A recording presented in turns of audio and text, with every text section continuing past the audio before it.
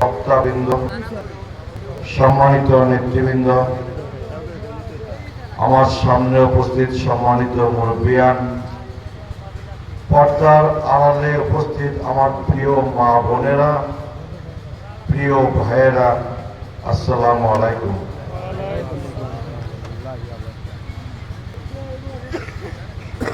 আসলে এত বড় সম্মান এটা আমার পাওয়ার যোগ্যতা আমার নাই। অনেক বড় সম্মান এটা আপনারা আমাকে দিয়ে ফেলছেন।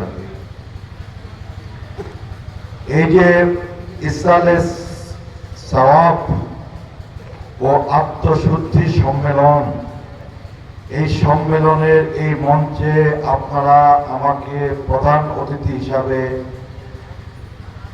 সম্মান দিয়েছেন, এতটা সম্মান পাওয়ার যোগ্যতা আমার নাই।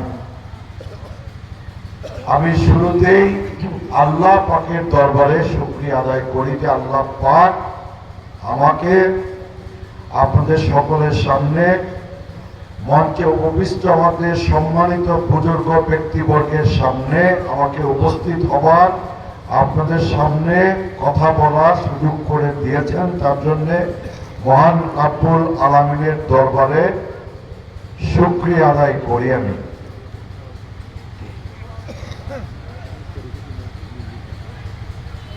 আমি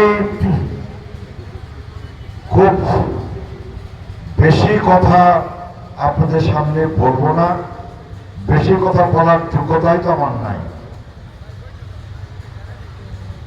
তো আমি খুব সংক্ষেপে দুই চার কথা বলে আপনাদের কাছ থেকে বিদায় নেব এবং আপনারা সবাই আমাদের সম্মানিত বক্তা যারা আছেন ওনাদের বক্তব্য আপনারা শুনবেন। আমার ধারণা ওনাদের বক্তব্য শোনার জন্যই আপনারা অধীর আগ্রহ নিয়ে অপেক্ষা করতেছেন, আমাদের বক্তব্য শোনার জন্য না।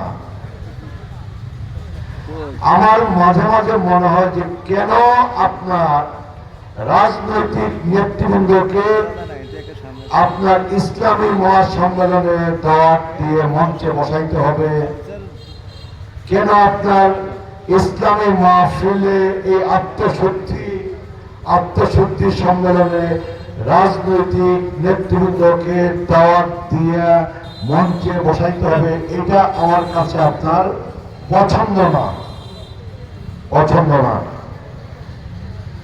এই সম্মেলনে কিংবা ইসলামী সম্মেলনে আমরা এই সম্মানিত বক্তা আলোচকবৃন্দ যারা আছেন ওনাদের বক্তব্যই আমরা শুনতে চাই, ওনাদের বক্তব্যই আমরা শ্রবণ করতে চাই, তাই না?